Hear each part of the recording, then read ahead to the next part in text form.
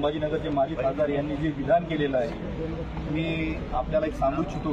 देशाचं माननीय सर्वोच्च न्यायालय यांच्यासमोर 2 जजेसचं बेंच बसलं होतं. अशोक भूषण असतील आणि आर के अग्रवाल, माननीय सुप्रीम कोर्टाचे जज होते.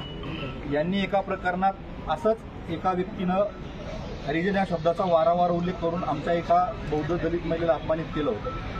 खाच्या कोर्टानं त्यांना जामीन दिली होती, परंतु माननीय सर्वोच्च न्यायालयाने ती जामीन खारिज करून संपूर्ण देशासाठी मार्गदर्शक सूचना लागू केल्या की यानंतर हरिजन शब्द आणि दलित शब्द याचा वापर टाळला गेला पाहिजे. याच अनुषंगानं देशाच्या केंद्र सरकारच्या सामाजिक न्याय विभागानं देशातील सर्व राज्य, केंद्रशासित प्रदेश, सर्व राज्याचे मुख्यमंत्री आणि सचिव यांना पत्र जारी केलं 2018 रोजी.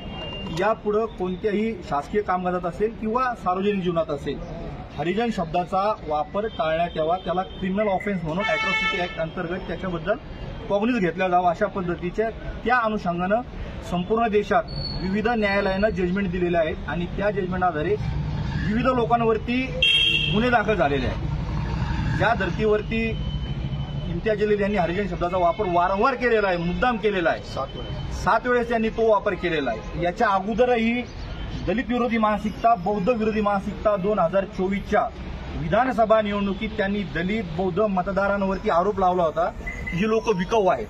याचा अर्थ असा आहे की इम्तियाज जलील यांच्या डोक्यात बौद्ध समाजाबद्दल, दलित समाजाबद्दल, अनुसूचित जातीच्या समूहाबद्दल जातीय अकस आहे आणि त्यांचा जो पराभव झालेला आहे त्या पराभवातून त्यांचं मानसिक संतुलन बिघडून ते जाणीवपूर्वक बौद्ध समाजाला उचकावण्याचं काम करत आहे. या अनुषंगानं आज छत्रपती संभाजीनगरमधील तमाम आंबेडकरी संघटनांचे कार्यकर्ते एकत्रित येऊन आमचा जो सार्वजनिक अपमान झालेला आहे हरिजन शब्द बोलून, त्या विरोधात आम्ही आज अॅट्रॉसिटी ऍक्टनुसार या ठिकाणी तक्रार दाखल केली. डॉक्टर बाबासाहेब आंबेडकरांचा